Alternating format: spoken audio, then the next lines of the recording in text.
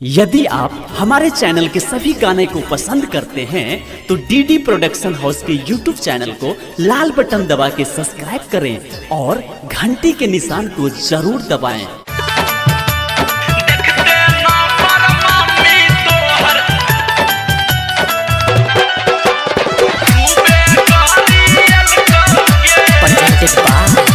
DD production house.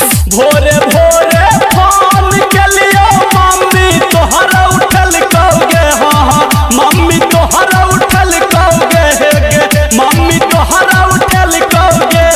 देखते number Mongia हमारा खूबे गाड़ियल कहोगे, देखते नंबर मोगिया हमारा खूबे गाड़ियल कहोगे, देखते नंबर मम्मी तोहर खूबे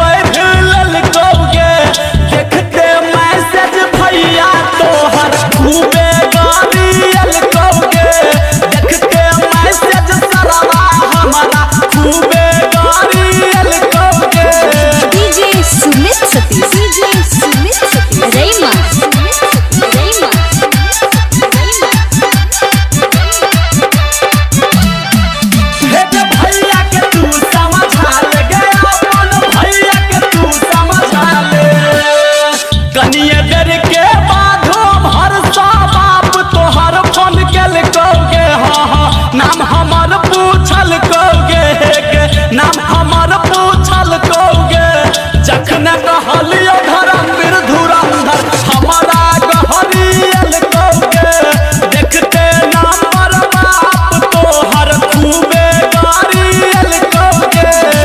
भोरे भोरे फोन के लिए मम्मी तोहरा उठल कहोगे, हाँ मम्मी तोहरा उठल कहोगे, मम्मी तोहरा उठल कहोगे। देखते खूबे गाड़ियल कहोगे, देखते नंबर मोगिया हमारा खूबे गाड़ियल कहोगे, देखते नंबर मम्मी तोहर खूबे गाड़ियल कहोगे।